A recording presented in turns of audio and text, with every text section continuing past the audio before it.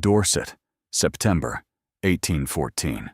The autumn assembly at Cavender Hall had not been planned as an occasion for scandal, but Lady Pentyre, who had arranged the guest list with the practiced instinct of a woman who believed interesting evenings required at least one unexpected ingredient, had included the Drace family regardless.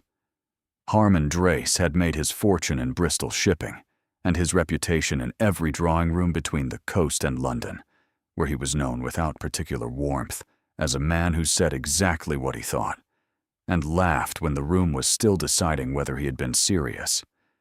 His daughter had inherited both tendencies and softened neither.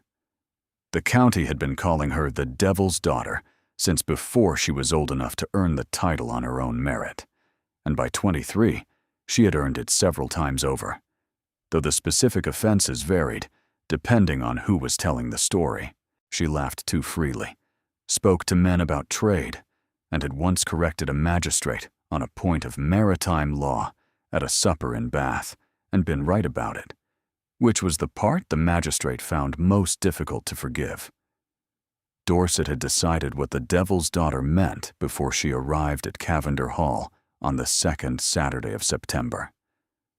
Eloan Drace entered the assembly at 8:30, with her father beside her, and the steady energy of a woman who had spent her life walking into rooms that had already formed their opinions.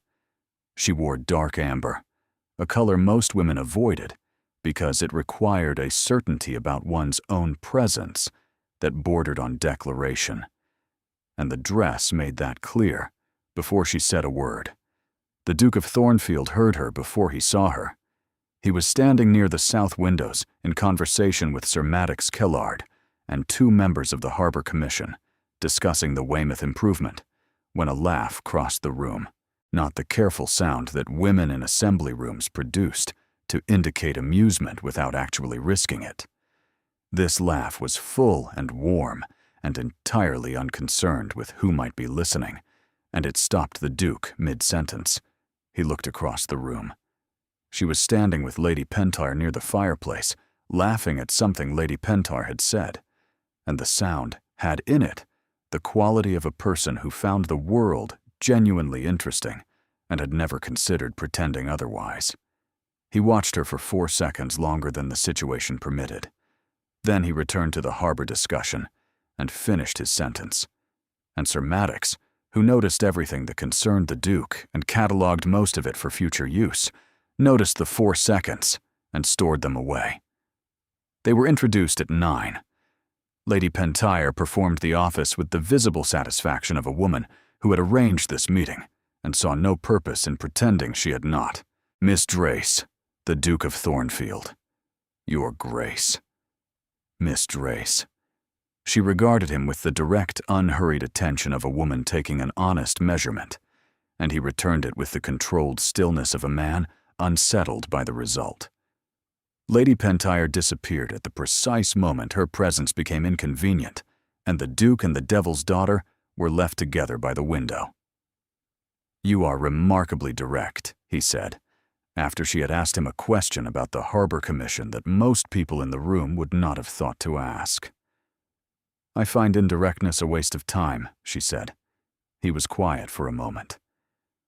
"I am told your father built his interests from very little." "From nothing," she said.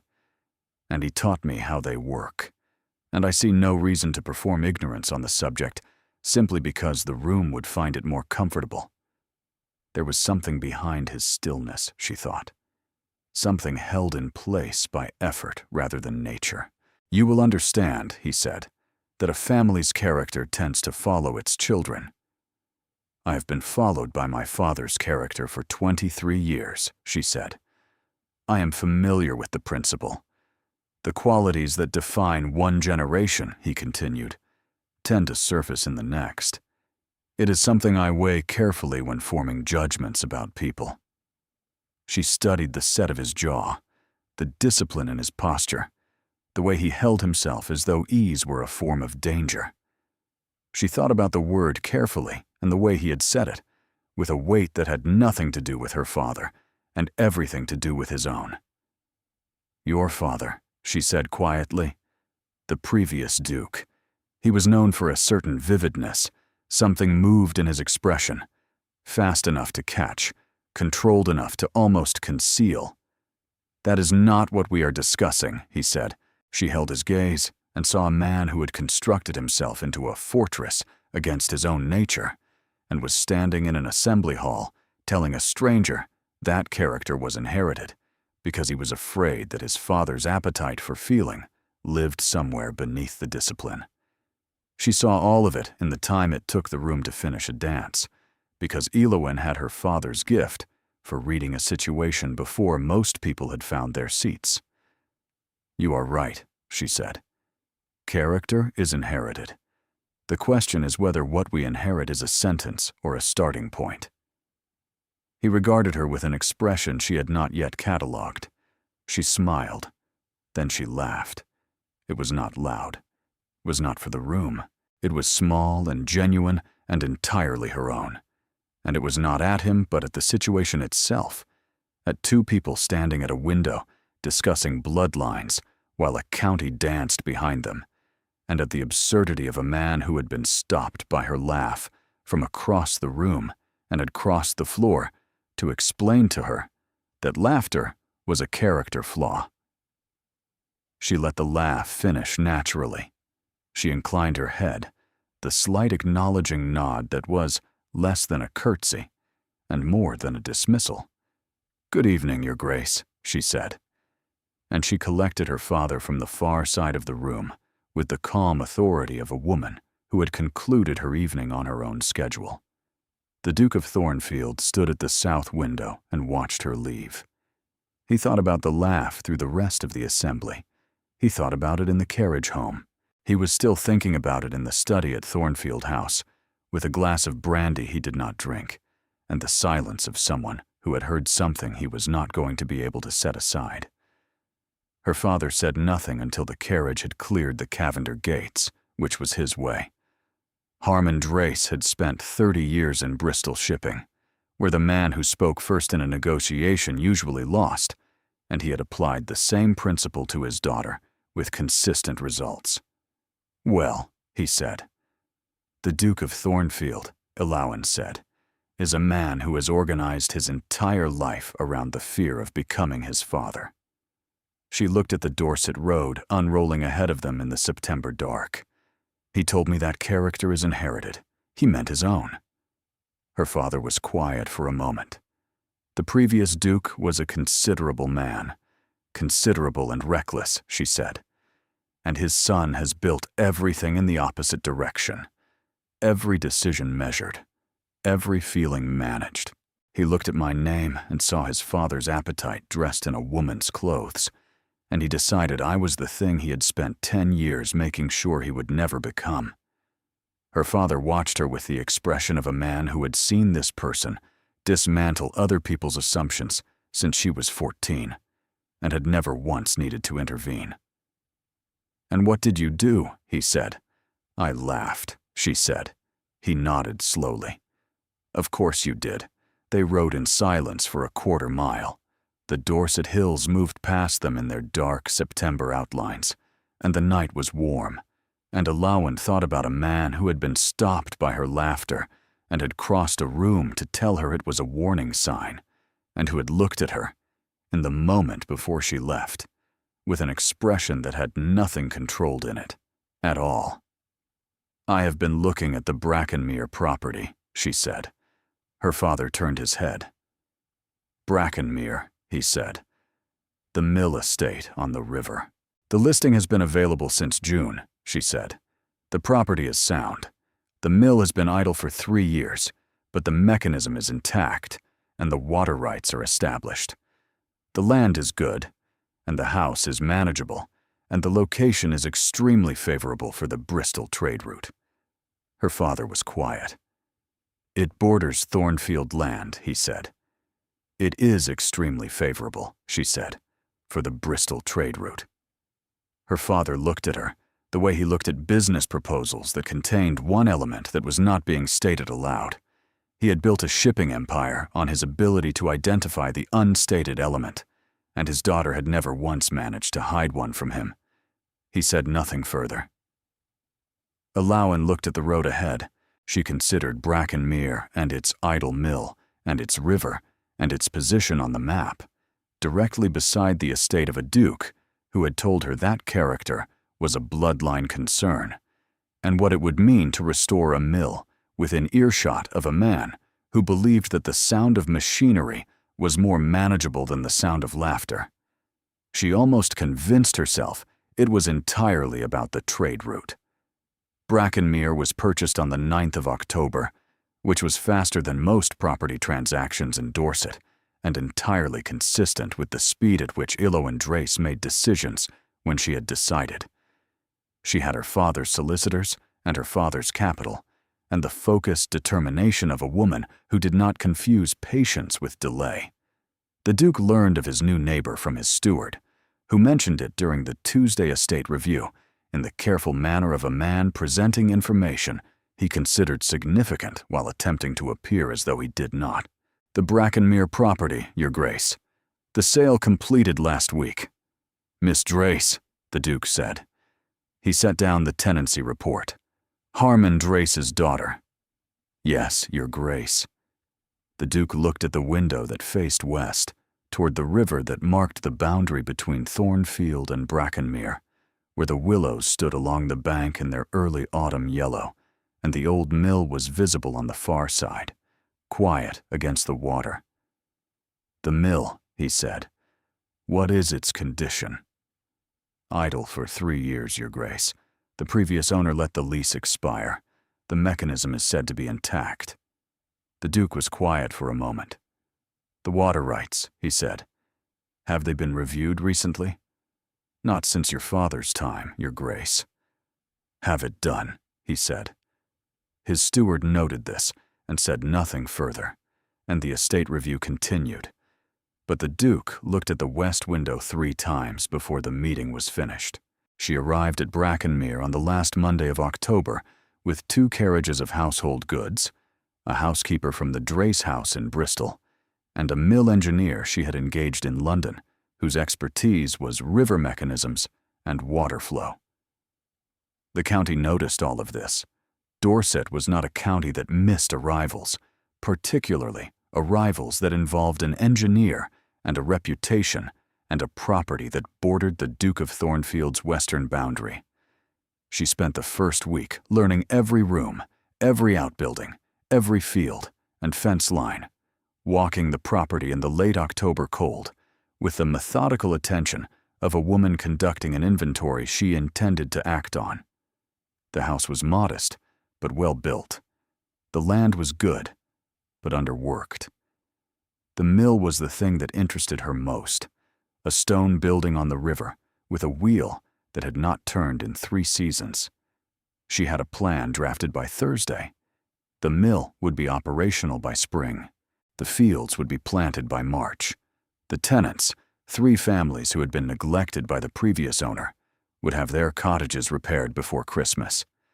She stood at the river on Friday morning and looked across the water at Thornfield land. The Duke's fields ran flat and well-maintained to the east, the Thornfield chimneys just visible above the tree line. The mill sat between her and his land, its wheel still, the river moving beneath it with the steady indifference of water that had been flowing long before either family arrived. She heard nothing from the Duke. She had not expected to. She had also not expected the silence to occupy as much of her attention as it did. She was at the mill on a Wednesday morning in the 2nd week of November when she heard the horse on the Thornfield side of the river. Her engineer, a man named Calloway, whom she had hired for his expertise in water mechanisms and his complete disinterest in conversation that did not concern water mechanisms, was inside examining the main shaft. Alawen was outside studying the mill race, the stone channel that directed the river's flow toward the wheel, which had silted over in the 3 idle years and would need to be cleared and reinforced before any water could be run through it. The Duke came along the east bank on a bay horse at a pace that said he had known where she was and had not pretended otherwise. He crossed at the ford below the mill and pulled up at the yard where she was standing with the survey map open against the mill race wall and her hair doing what it did in the November wind, which wasn't what it had done at the assembly. "Miss Drace," he said. "Your Grace," she said. She did not adjust herself for his arrival. She was working, and she looked like she was working, and she was not going to rearrange her appearance for a man who had told her that her character was a bloodline concern. He dismounted and considered the mill with the assessing focus she recognized from the assembly, the attention he gave to things he was evaluating, and then he looked at the mill race and then at the survey map in her hands. "The water rights," he said. "My steward's review has identified a complication. I thought a direct look at the site would be more useful than a letter through solicitors." "The complication," she said. He pointed to the river. "The mill dam, when operational, raises the water level upstream by approximately 18 inches. My tenants at Carden Farm depend on the downstream flow for their winter irrigation.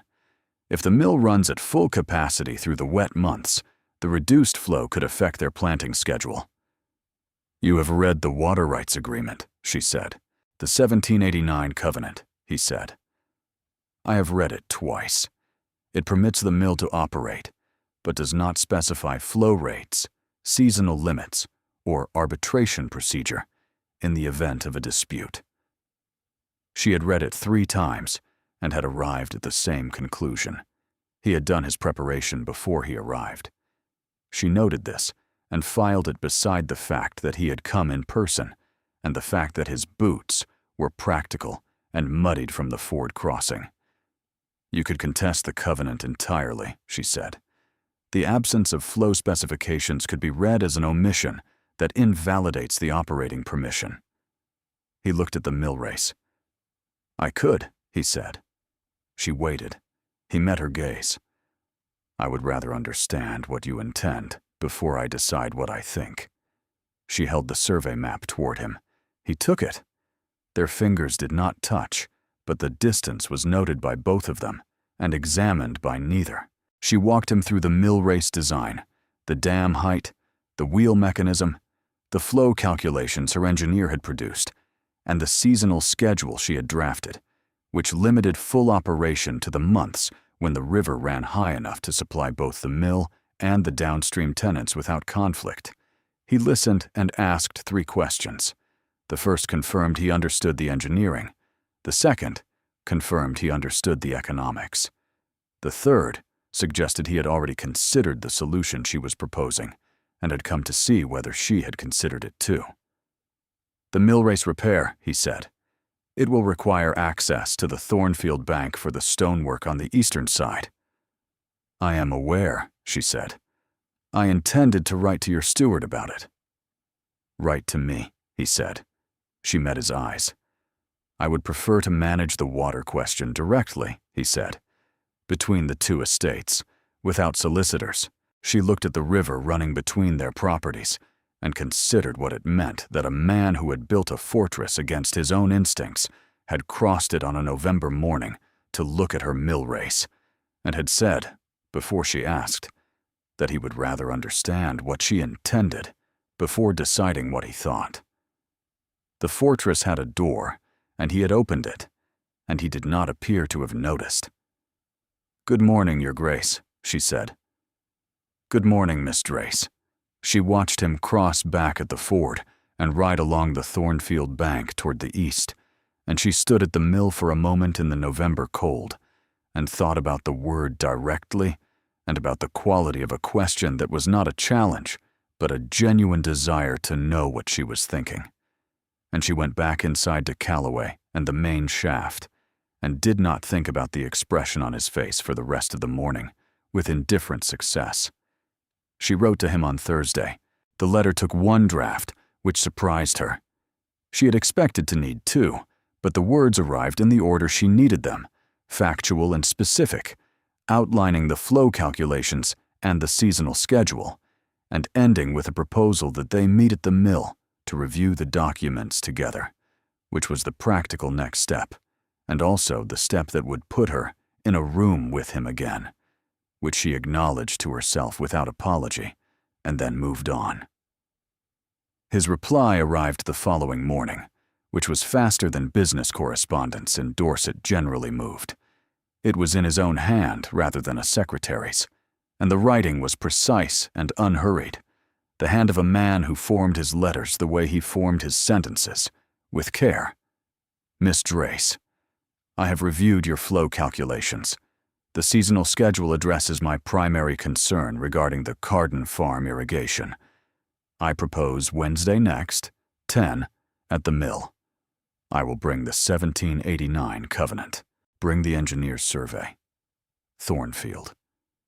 She read this note twice. She noted the handwriting.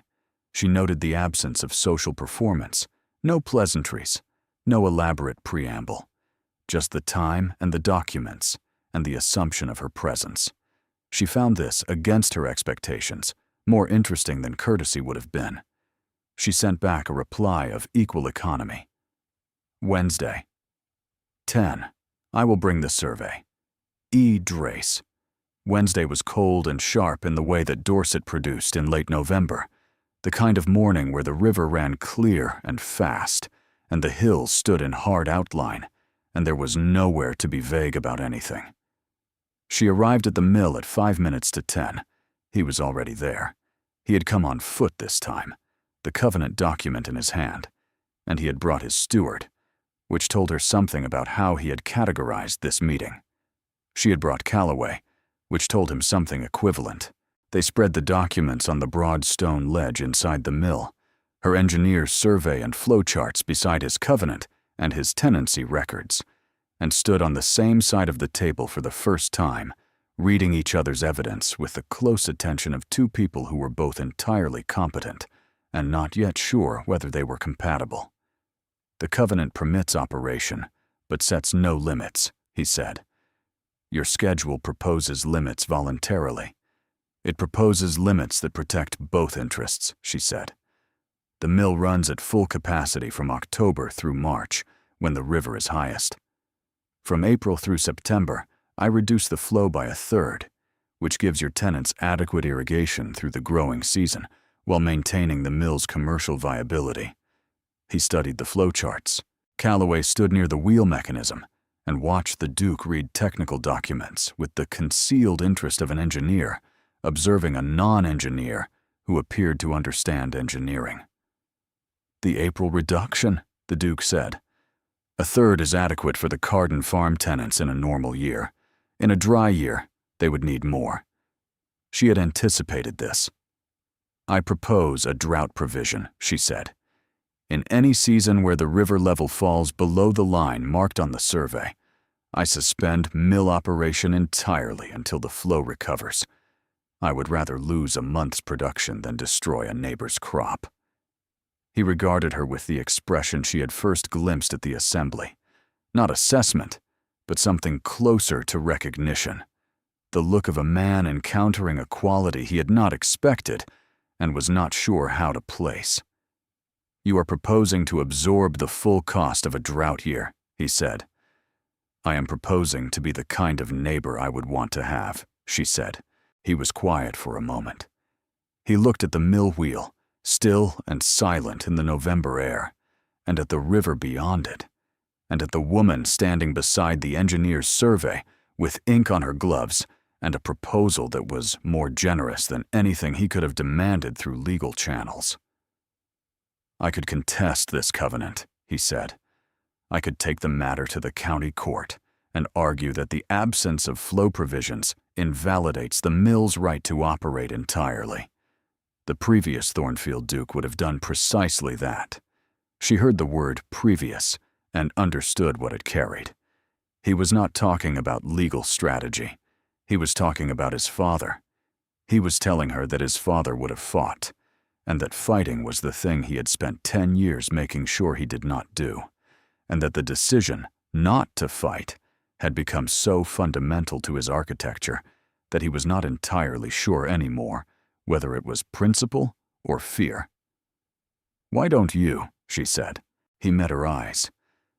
Because you have made it unnecessary, he said, and because I find that I prefer working arrangements to adversarial ones." He paused, particularly with neighbors who read water rights covenants as carefully as I do. Something moved at the corner of his mouth. Not a smile. The suggestion of a place where a smile might live if he permitted it. She noted this and catalogued it with the same care she brought to flowcharts and profit margins and every true thing she had ever observed. "I accept the proposal," he said, "including the drought provision, on the condition that the formal agreement is recorded jointly and held by both estates, rather than filed with the county." She extended her hand. He took it, the hand of a woman who ran a mill and read covenants and wore ink on her gloves as evidence of work rather than as an accident, and he shook it with the brief, firm grip of a man who meant what he agreed to. The handshake lasted 1 second longer than it needed to, she noticed. He noticed that she noticed. Neither of them mentioned it. "Good morning, Your Grace," she said. "Good morning, Miss Drace," he said. She walked back into the mill with Calloway and the survey documents, and the satisfaction of a woman who had held her position and been met with something she had not anticipated. The winter dinners began in December. Dorset society in the cold months was a closed instrument. The same families rotating through the same houses, with the practiced efficiency of people who had been performing this arrangement for generations and had refined it into something between obligation and art.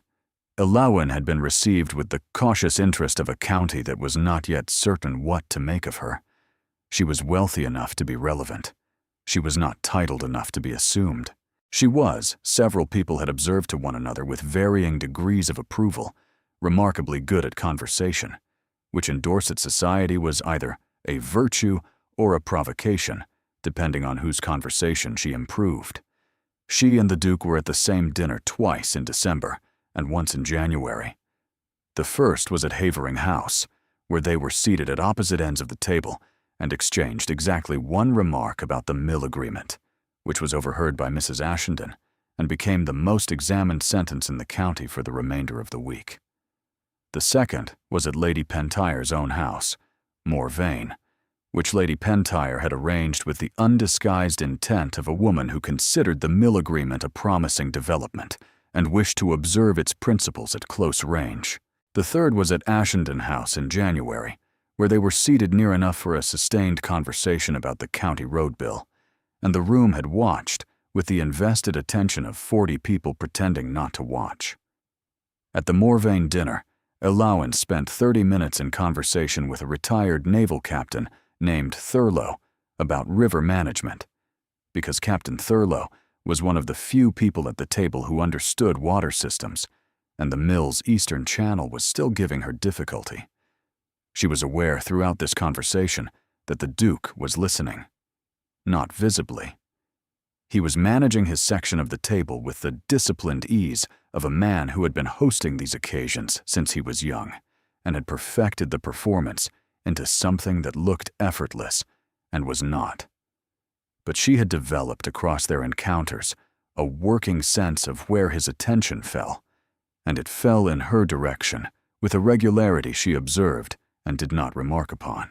At the end of the Morvane dinner, in the hallway while coats were brought, Lady Pentyre appeared beside her with the quiet materialization of a woman who had been waiting for this moment since the fish course. "You managed Captain Thurlow beautifully," Lady Pentyre said. "Captain Thurlow knows a great deal about tidal mechanics," Elowin said. "Captain Thurlow knows a great deal about tidal mechanics, and very little about anything that occurs above the waterline," Lady Pentyre said, "which makes him a useful dinner companion and an entirely limited one in all other respects." She glanced across the hallway at the Duke, who was bidding his last goodbyes with the formal warmth of a man who had concluded his social obligations and was preparing to resume being private. "He watches you," Lady Pentyre said. "He is not aware that he does it as often as he does, but I have known him since he was 4 years old, and I have been watching him watch you for 3 dinners now, and it is not the way he watches other people." Alawen looked at her gloves. "I am aware of the history," she said carefully, "of the previous Duke." Lady Pentyr was quiet for a moment. His mother was the only person who could make his father pause, she said. When she died, his father had no one to pause for, and the boy watched the wreckage that followed.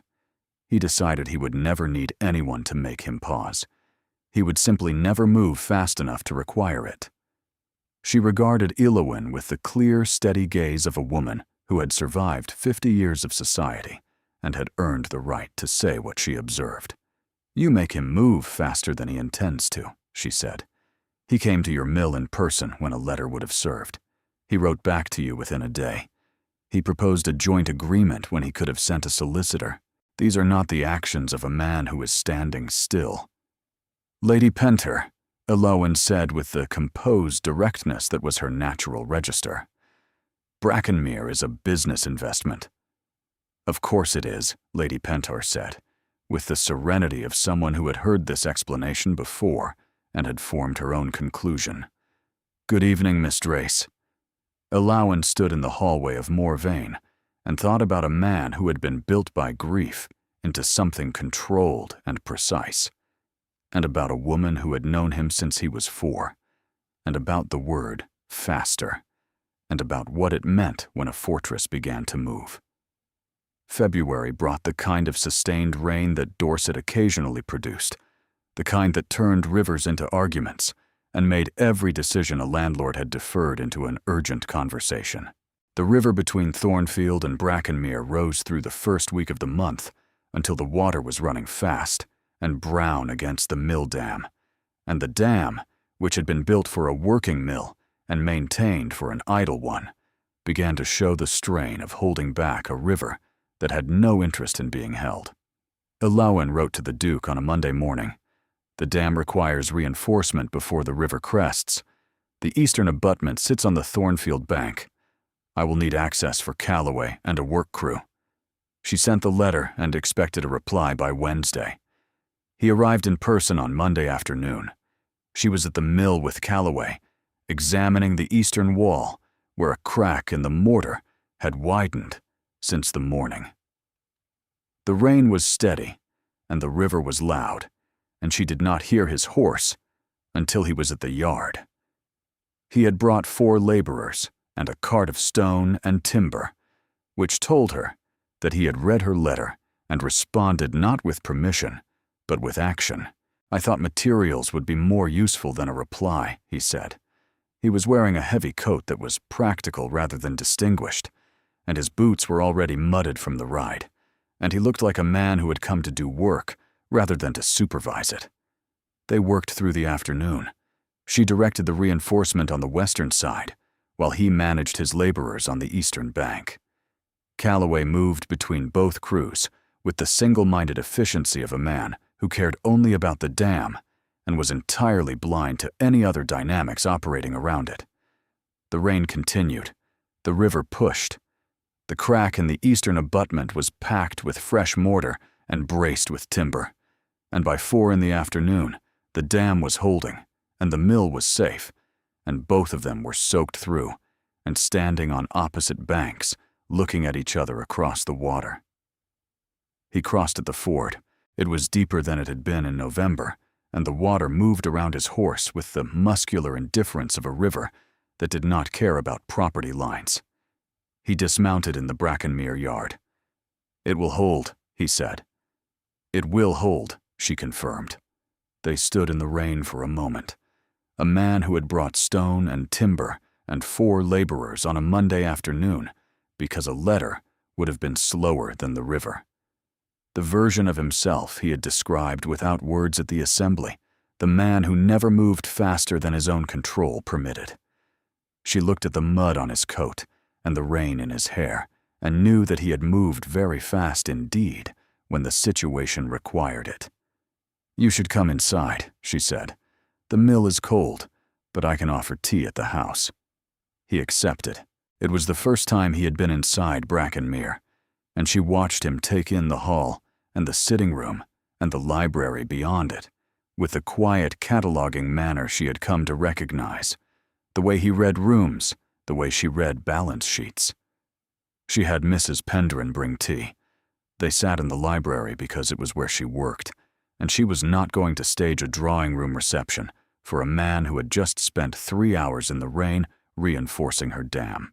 The library was warm, and the fire was going, and the tea was strong, and they talked about the dam, and then about the spring planting schedule, and then about a volume on river engineering she had on the shelf that he had also read, and she laughed at something he said about Calloway's single-minded devotion to water flow, a small, warm laugh that belonged to the room and to the afternoon and to the ease of two people who had worked together in the rain and were now sitting in a warm library, pretending that the warmth was entirely about the fire. He watched her when she laughed. It was not the assessing attention. It was the other expression, the one she had first seen at the assembly and had been tracking since, the one that appeared when his control was occupied elsewhere, and the man behind it became briefly visible. Neither of them mentioned the assembly, or the September evening, or the conversation by the window.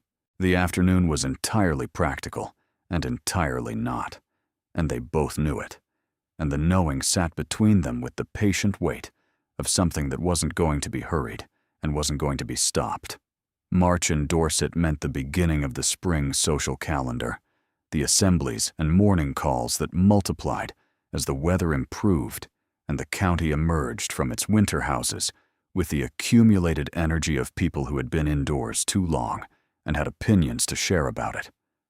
Allawan had been received with increasing warmth as the county had observed over the winter that she was serious about Brackenmere and intended to remain. The mill was under restoration. The tenant cottages had been repaired before Christmas, as she had promised.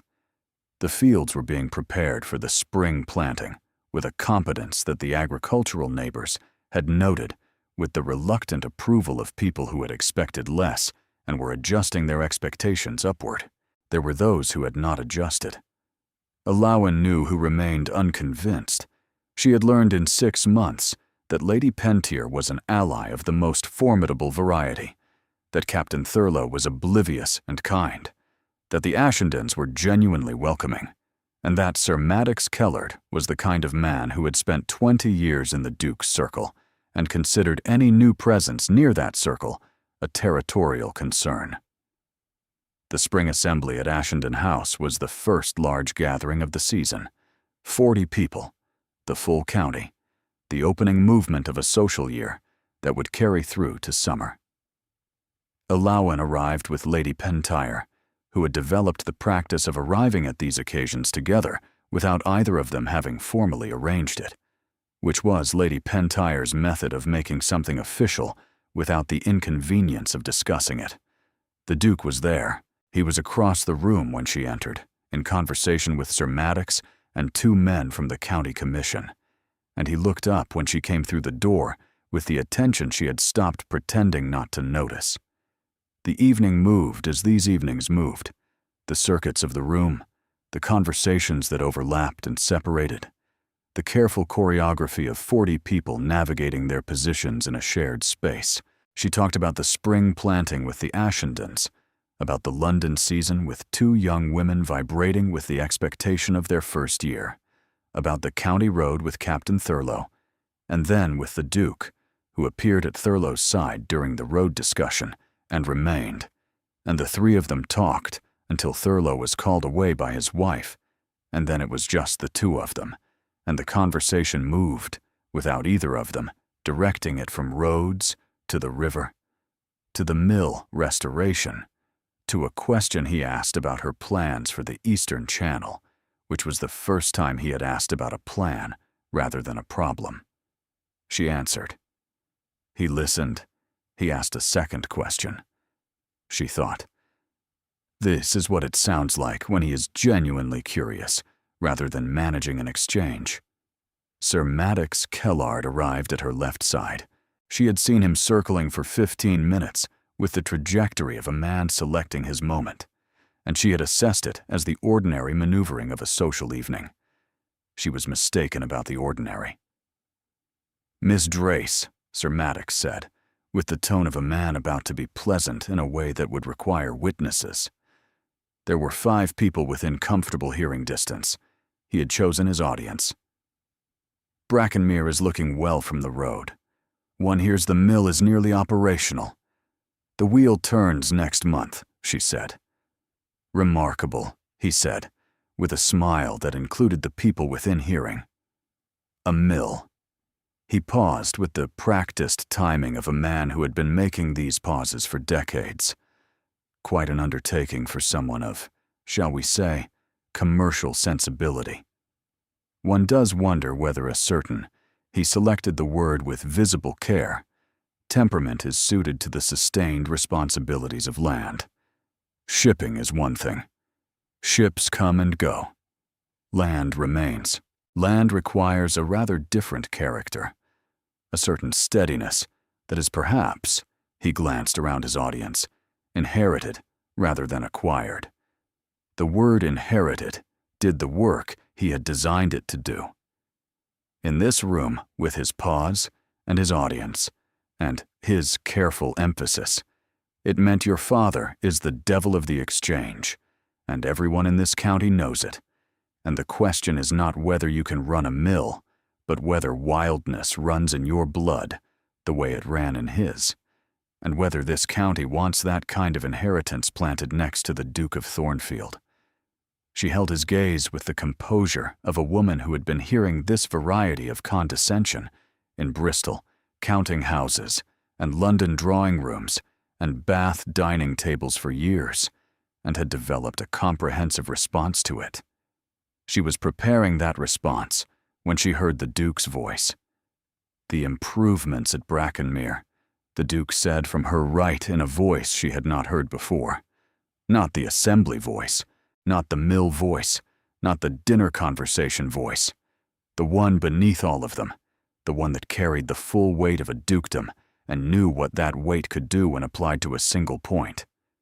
"Include the restoration of a mill that has been idle for 3 years, the repair of 3 tenant cottages that the previous owner neglected for 2 seasons, a water rights agreement that resolved a dispute affecting both the Brackenmere and Thornfield estates, and a dam reinforcement completed during the February floods that protected property on both sides of the river." He turned to Sir Maddox with the complete focused attention that had been directed at Alowan in the September assembly and was now directed at someone else entirely. "The character of a landowner," he said, "is measured by what they do with the land. By that measure, Miss Drace has demonstrated more steadiness in 6 months than most families demonstrate in a generation. I think we are all agreed on that." He held Sir Maddox's gaze for 1 moment longer than the social register required, which was the ducal equivalent of a closed door, and then he returned to the conversation as though nothing had occurred, and Sir Maddox found a reason to examine the refreshment table with the haste of a man who had been corrected in public by the one person in the room he could not afford to have correct him. Alowan stood beside the Duke in the silence that followed. The weight of what he had said, the specific details he had chosen, the fact that he had catalogued her improvements with an accuracy that meant he had been paying closer attention to Brackenmere than she had known. He did not look at her. He was talking to the commission men about the harbor improvement, and nothing about his manner suggested he had just done something significant.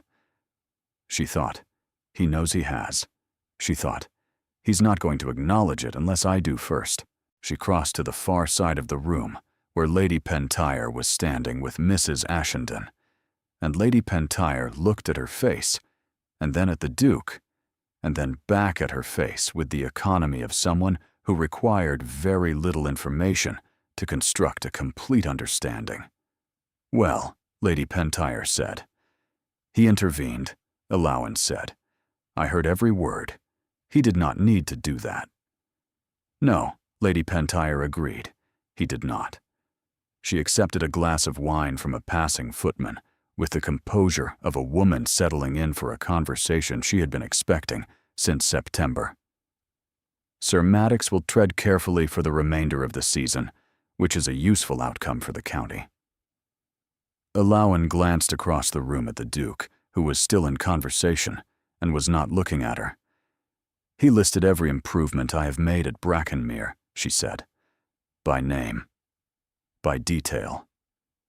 "Yes," Lady Pentyre said, so that Sir Maddox had no ground to continue, so that the room understood his position without requiring a declaration, and so that you were answered without being rescued. She paused, which is a very specific kind of intelligence. Alawan held her glass and thought about 6 months of mill restorations and water agreements and February afternoons reinforcing a dam in the rain, and a man who had told her in September that character was inherited and had spent the months since compiling evidence that her inheritance was the opposite of what he had assumed. She looked across the room at the Duke. He looked back. Not the controlled expression, not the assessing one. The other one.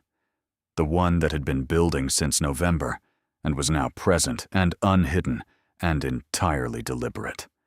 She held his gaze for 1 beat longer than the evening required, and then turned back to Lady Pentyre and said something about the county road, and the assembly continued, and neither of them said anything further that evening, and it cost them both. He came to Brackenmere on a Thursday morning, 3 days after the assembly.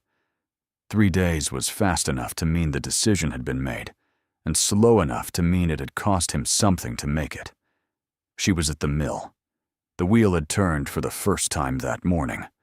Calloway had opened the sluice at 7, and the water had moved through the repaired mill race and found the wheel, and the wheel had turned, and the sound of it, the deep, steady grinding of stone and water and mechanism doing what they were designed to do, had filled the morning with a satisfaction that Alawan felt in her chest. 3 years idle, 6 months of work. And now the thing was moving. She was standing at the mill race, watching the water run clean and strong through the channel, when she saw him coming along the Brackenmere path on foot, not on horseback, not with his steward, on foot, in a practical morning coat, walking toward the mill with the deliberate pace of someone who was not going to pretend he had happened to be in the area. She waited. She did not walk to meet him. She did not adjust herself. She was wearing her working clothes, and her hair was pinned loosely, and there was mill dust on her sleeves, and she had stopped arranging herself for his benefit sometime in December, and was not going to resume now, on the morning her mill had started turning, for a Duke who had defended her in an assembly hall and looked at her across a room with an expression that had nothing managed in it. He reached the mill yard. He stopped. He watched the wheel turning in the morning light, the water cascading over the paddles, the mechanism working, the sound of it filling the air between them. "It is running," he said. "Since 7 this morning," she said. He looked at the wheel for a long moment. He looked at the mill race she had rebuilt, the channel he had helped reinforce in February, the dam they had shored up together in the rain. He looked at all of it with the attention of someone reading something that carried meaning beyond its function. Then he turned to her. "I owe you something I should have offered sooner," he said. She waited. She had learned by now that his pauses were not hesitation. They were the spaces where he did his most important work, the places where the man inside the architecture became briefly visible. "In September," he said, "at the assembly. What I said to you about character and inheritance." He looked at the mill wheel rather than at her, which was the only indication that this was difficult. "I spoke to you as though your father's reputation were a diagnosis, as though the qualities that make Harmon Drace who he is were a warning about who you would be." He stopped. "I was not talking about your father," he said. "I was talking about mine." "I knew," she said. He stilled. "I understood in September," she said. "The moment you said the word inherited. You were not assessing my character. You were afraid of your own." He was quiet for a long time. The mill turned beside them. The water ran through the channel they had built together. "My father," he said, was a man who felt everything and controlled nothing. He loved recklessly. He spent recklessly. He made promises that lasted until the next feeling replaced them. He was generous and passionate and completely unreliable. And when my mother died, the last restraining force in his life was gone, and he spent the final 3 years of his life dismantling everything the family had built, not from malice, but from the simple inability to stop himself from following whatever impulse arrived next. He paused. I was 17 when he died. I inherited an estate with debts that took me 4 years to clear, and a name that took me 6 years to restore. And I decided, he looked at the mill wheel, I decided that I would never become him. I would never move without calculation. I would never feel without structure. I would never allow anything into my life that could not be managed. He met her eyes. And then I heard you laugh across a room, he said. Something turned over in her chest. Not the laugh itself, but the way he said it, as though the laugh had been an event with a specific date and a set of consequences he had been accounting for ever since. I am not your father, she said, and I am not a warning about what happens when someone feels things without controlling them. I am not a cautionary tale dressed in amber. I know, he said. You did not know in September. No, he said. In September, I heard a woman laugh, and I thought of my father, and I was afraid. Not of you. Of the part of me that responded to the laugh. Of the part of me that I had spent 10 years making sure did not exist. He held her gaze. You did not frighten me because you were wild. You frightened me because you were free, and I understood freedom, and I wanted it, and I had decided that wanting it was the thing that destroyed my father. 10 years of architecture and discipline standing in front of her in a practical coat, telling her that her laugh had reached a part of him he had sealed shut. She thought about what it cost a man like this to stand in a mill yard and say so. You defended me, she said. At the assembly, he said. Sir Maddox was. You defended me, she said, before I could answer. Before Sir Maddox finished the sentence. You listed every improvement I have made at Brackenmere as though you had been keeping a record. He was quiet. Have you? She said. Been keeping a record. He looked at the mill wheel. I've been paying attention, he said. It is not the same thing as keeping a record. It is very close to the same thing, she said. He met her eyes. Yes, he said. It is. A man who feared his father's nature and had spent 6 months compiling evidence of her competence, like a case he was building against his own objections. I want to tell you something, she said, about Brackenmere. He waited. I bought this property because of you, she said. Not entirely. The mill is sound, and the investment is rational, and all of that remains true. But I bought it, knowing it bordered your land, and I told my father it was about the Bristol trade route. And he looked at me the way he looks at business proposals that contain one element that is not being stated. And he said nothing, because my father has always understood that I arrive at the truth eventually if I am given enough time to finish pretending. She looked at the river. I was not angry, she said. That is the thing I want you to understand. When you spoke to me in September, I was not insulted. I was, she paused, interested. You were the first person who had ever looked at my father's reputation and used it to talk about their own fear rather than my shortcomings. Everyone else who calls me the devil's daughter means it as a dismissal. You meant it as a confession. You were telling me that feeling is dangerous, and I thought, this is a man who knows what feeling costs and is wrong about the price. The expression had nothing of September in it, nothing of the controlled assessment, nothing of the fortress, just the face of a man standing beside a mill that was finally turning, hearing a woman describe his own interior landscape with an accuracy that left no room for management. "You are the most unsettling person I have encountered in 10 years of careful living," he said. "And I mean that as a complete accounting of my position." The laugh at the assembly, the one she had given him on her way out, the small, genuine sound that had been about the absurdity of the situation and about nothing else.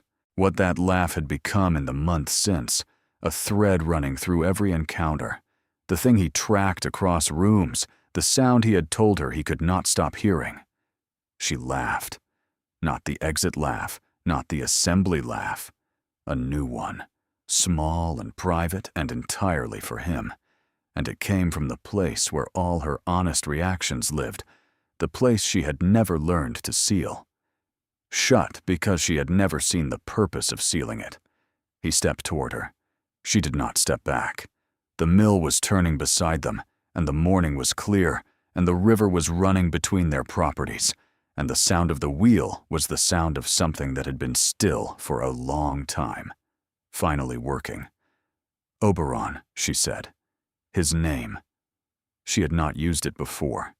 She had used his title and his grace and the careful distance of a woman managing her own responses, and now the name was in the mill yard between them, and the distance was gone.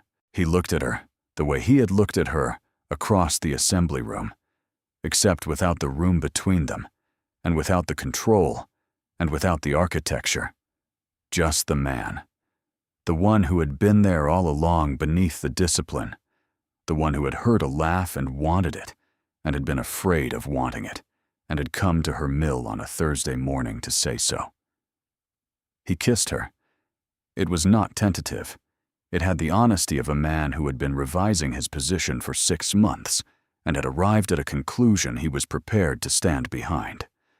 She kissed him back with the same directness she brought to water rights and mill engineering and every true thing she had ever decided.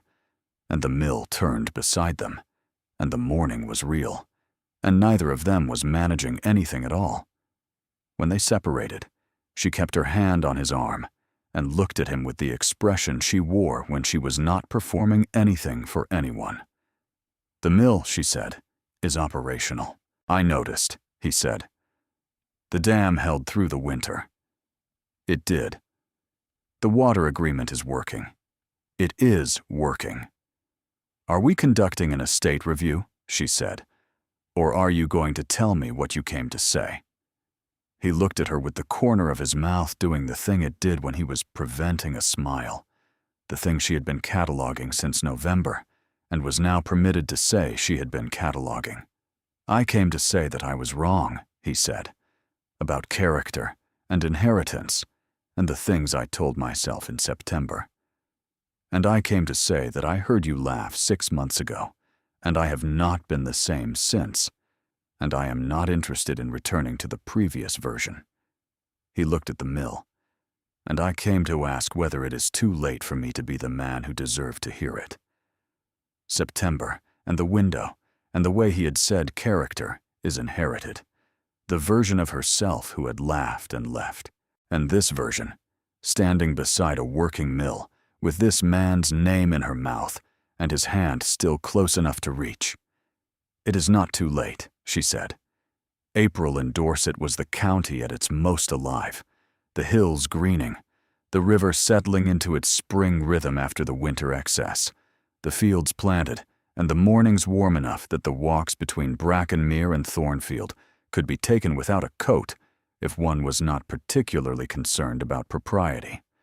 And Alohan had never been particularly concerned about propriety. They were engaged by the 2nd week of April. He asked formally at Brackenmere in the library on a Wednesday morning, because Wednesday mornings at Brackenmere had become their time without either of them having declared it so, and because the library was where she worked, and he had learned that the things Alohan Drace took seriously happened in the rooms where she worked.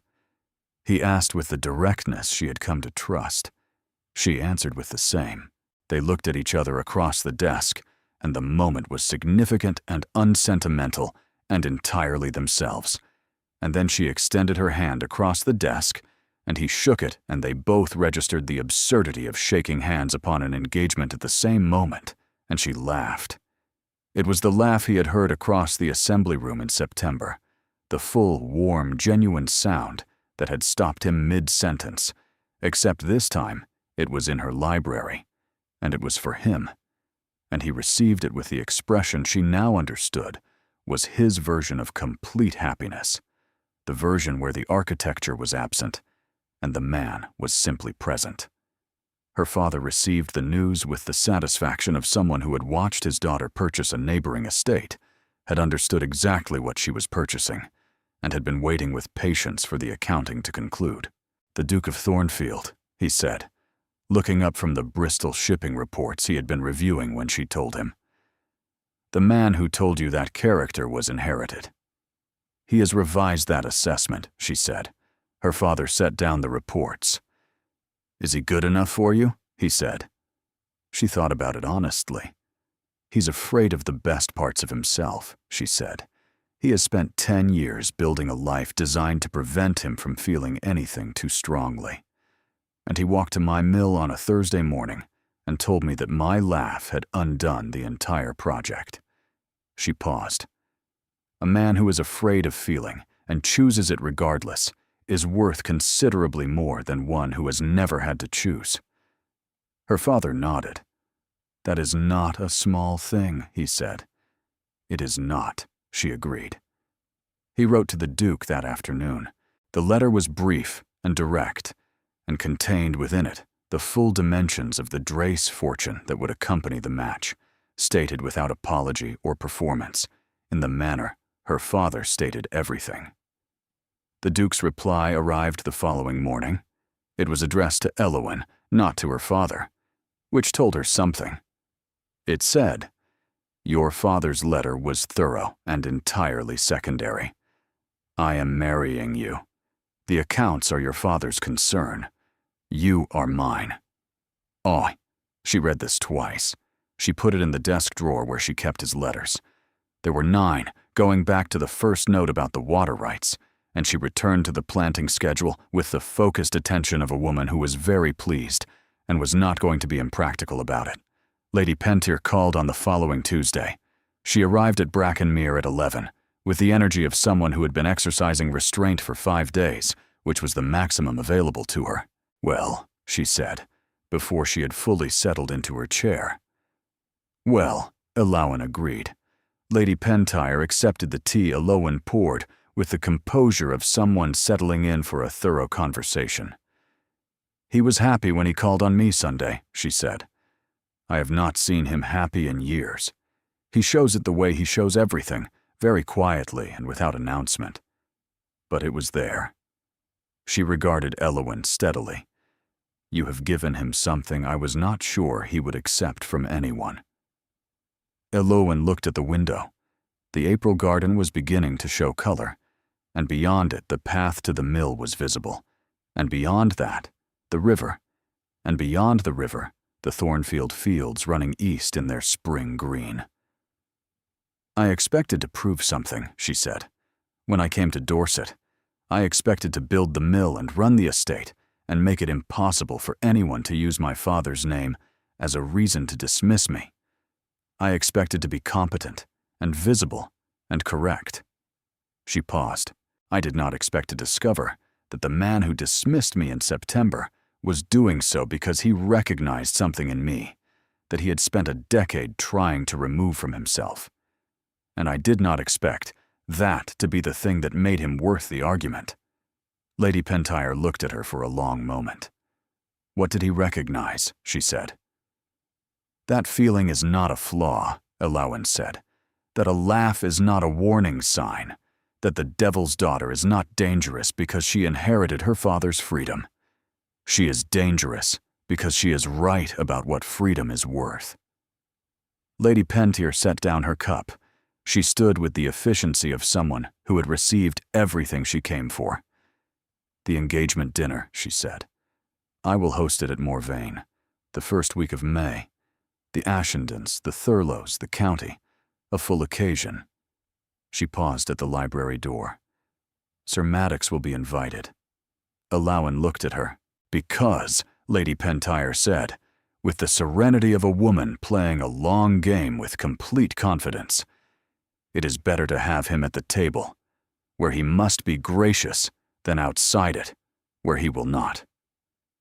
And because the sight of Sir Maddox Kellard congratulating you on your engagement to the Duke of Thornfield will be one of the most satisfying things I have observed in recent memory, and I am not above enjoying it.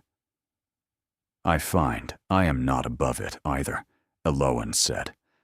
The engagement dinner at Morvain was on the 3rd of May, which was a Friday, which Lady Pentyre had chosen because Friday dinners in Dorset were the ones that carried weight, and she intended this one to carry the precise amount required. 42 people. The full county. The tables arranged in the long dining room with the care of a woman who had been arranging tables in this room for 30 years and understood that seating was a form of rhetoric. Alawan was seated at Oberon's right, which was where a future duchess belonged, and which was also, she understood, where Lady Pentyre had placed her because it was the most visible position in the room, and visibility was a form of statement. She wore dark amber again, not the same dress. A better one, the one her father had sent from London when she told him about the engagement, cut by someone who understood that dark amber on a woman with her coloring was not a preference, but a fact. Oberon arrived at the table and looked at her with the expression she had catalogued and was now permitted to keep, and said the amber again. She said it works. He said it does. He sat.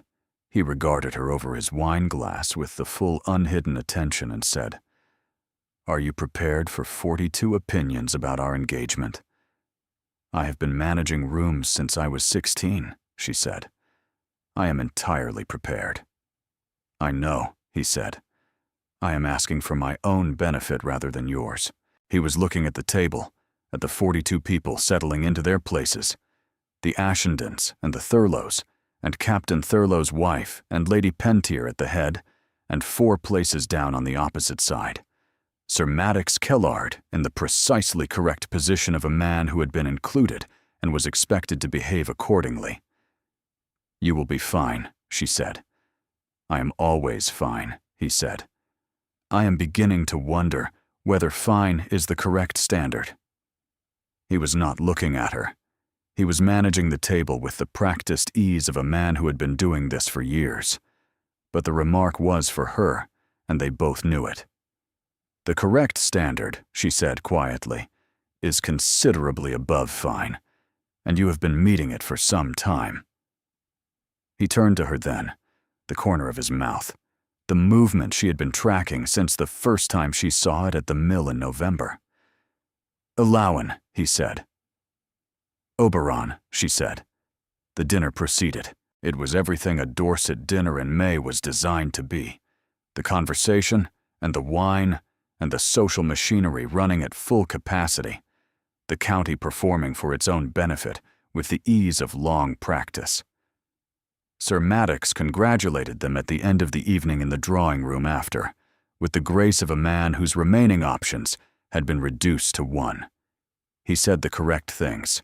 He said them to Oberon first, and then to Alawan, and when he said them to Alawan, he met her eyes, and she met his with the composed directness that had always been her natural register, and nothing further was required. Oberon beside her said nothing. He did not need to. His presence was the statement. She thought about the assembly in March, the moment before the intervention, when Sir Maddox had been in full flow and she had been preparing her own response. She had been briefly annoyed that Oberon had spoken first, the reflexive annoyance of someone who had been managing her own rooms for years and did not require anyone to speak for her. And then she had considered what he had actually said, the steadiness demonstrated in 6 months, the way he had said it, the fact that he had not made her a cause or a project, but had simply entered accurate information into a room that was receiving inaccurate impressions. She was not a woman who needed someone to stand between her and the world. She had never needed that. She was also, she had come to understand, a woman who could accept someone standing beside her without it meaning she could not stand alone. Those were different things. She had been treating them as the same thing for so long that the distinction had very nearly escaped her. They were married in June at the church in the village that sat between the Thornfield and Brackenmere estates, which was geographically convenient and architecturally beautiful, and Alawen had noticed both qualities the first time she saw it in February. During the week the river had risen, and the Duke had brought stone and timber and 4 laborers, and the beginning of everything that followed. She wore dark amber. Oberon had not been surprised. Lady Pentyre had not been surprised. Her father had simply looked at her when she told him, and said nothing with the expression of someone receiving confirmation of something he had always known. The county turned out, 42 people from the engagement dinner, and a considerable number beyond, because the marriage of this Duke to this woman was a story the county had been following since September, with the invested attention of people who had sensed something was happening, and had been waiting to see what shape it would take. Elowen walked in on her father's arm and looked at Oberon at the front of the church, and thought about all the versions of the laugh. The first one, across the room at Cavender Hall, the one he had heard before he saw her face, the one that had stopped his sentence and started everything. The second, the small genuine sound she had given him when she left, the one that had said, "I see the absurdity of this, and I am not going to pretend I do not."